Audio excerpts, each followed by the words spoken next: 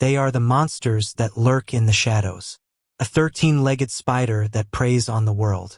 The Phantom Troupe, infamous, unstoppable, feared by all. We all know their names. We all know their powers. But for years, one question has echoed in the darkness. Who among them is truly the strongest? You think you know the answer. You think it's Chrollo, or maybe Feitan, or perhaps even Uvogin's raw power. You're wrong. The truth is far more terrifying, and the strongest member has been hiding in plain sight all along. Today, we descend into the abyss and rank every member of the Phantom Troupe, from the weakest to the one who holds the power to puppet the world itself. Our list begins with the member whose utility, while incredible, leaves him vulnerable in a direct confrontation. Number 13, Chrollo. Chrollo is the ultimate support member, a living copy machine. His ability, Gallery Fake, allows him to conjure a perfect replica of any non-living object he touches with his left hand. He can create 50 copies of a single item at once.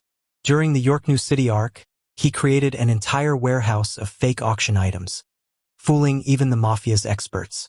He also located Squalla by creating copies of the Scarlet Eyes and using them to track the originals. But here's the fatal flaw. Chrollo has shown zero combat ability.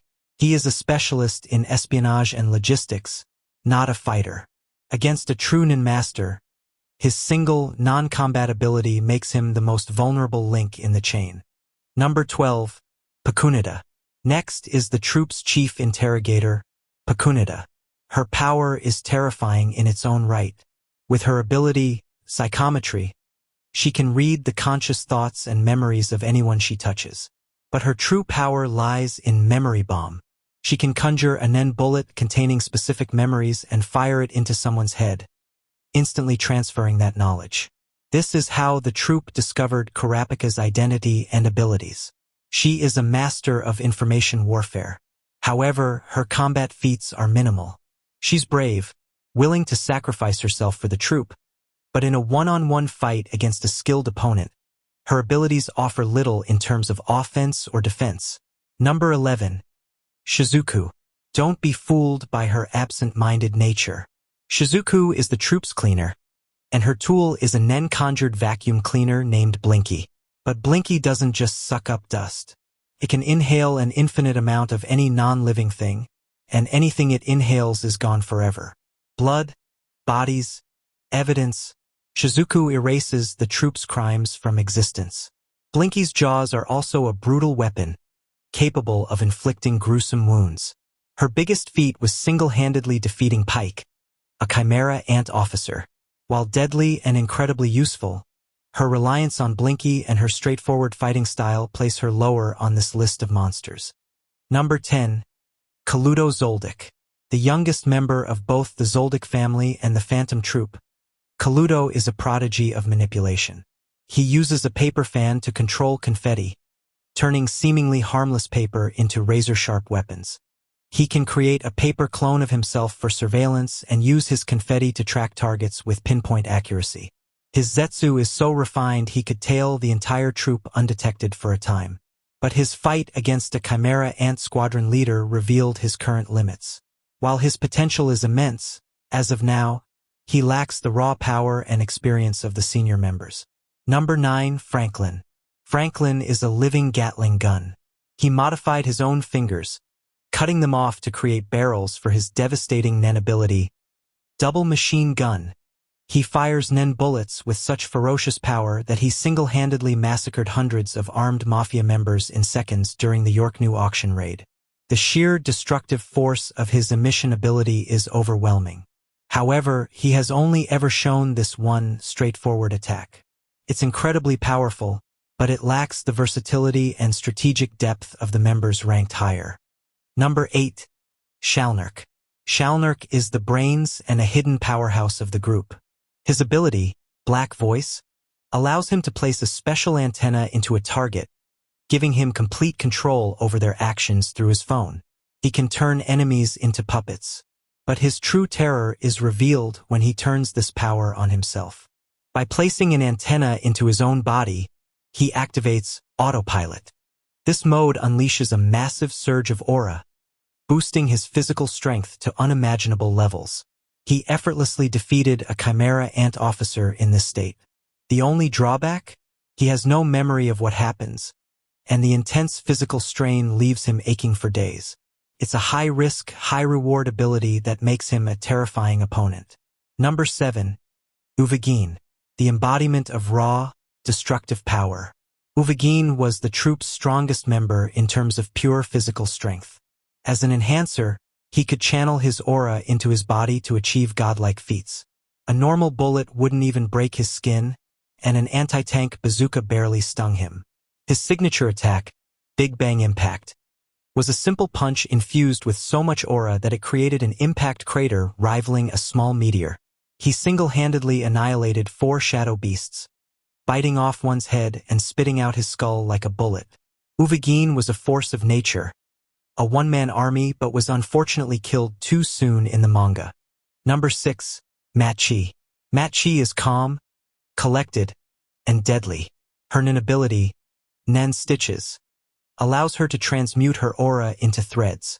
These threads are incredibly versatile. She can use them to heal, reattaching severed limbs in moments, as she did for Hisoka.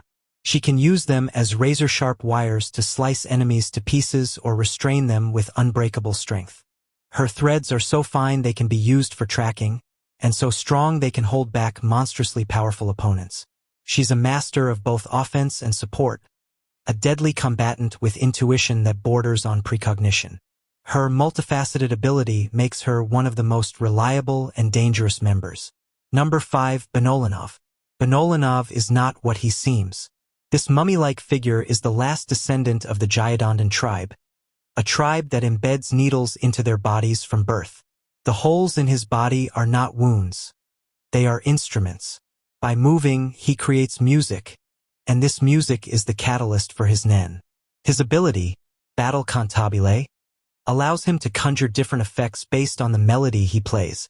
He can conjure warrior gear for combat, or unleash his ultimate attack, Jupiter. He conjures a massive, planet-like sphere that utterly crushes his opponent. He defeated a Chimera Ant with this devastating power, proving that his bizarre appearance hides one of the troupe's most destructive abilities. Number 4. Phinks. If Uvogin was the king of a single, powerful punch, Phinks is the god of a charged one. As an enhancer, Phinks's ability, Ripper Cyclotron, allows him to increase the power of his punch by winding his arm. The more rotations he makes, the more devastating the impact will be. We don't know the upper limit, but with just 15 rotations, he completely obliterated a Chimera Ant. Just think about that. If he had time to charge, could his punch become the single most powerful physical attack in the entire series? It's definitely a terrifying possibility. His raw strength, speed, and lethal ability make him one of the troupe's top fighters. Number 3. Feitan. Now we enter the realm of pure, inescapable destruction. Feitan is the troupe's interrogator and one of its fastest members, moving like a phantom, but his speed is just the prelude to his true power. When Feitan is injured and filled with rage, he unleashes his Nan ability, Pain Packer. He transmutes his own pain into a devastating attack. The version we've seen, Rising Sun, conjures a miniature sun that incinerates everything in a massive radius. The heat is so intense it melts armor and burns its victims from the inside out. The attack is almost impossible to survive, and Feitan himself is protected by a conjured suit. He has other variations of this attack depending on the injury he sustains. The only way to beat him is to one-shot him before he can activate it. Fail and you will be turned to ash. Number 2. Nobunaga. You might be surprised to see Nobunaga ranked this high. We've never even seen him use a named Hatsu ability. So why is he number 2? Because his mastery of the blade and his application of a single nin technique are so perfect, they are borderline supernatural. Nobunaga uses an advanced technique where a user extends their aura to detect anything within its radius. Most users struggle to maintain a few meters. Nobunaga's has a radius of exactly 4 meters, the length of his katana's reach. This isn't a weakness. It's a declaration. Once you step inside his domain, you are dead.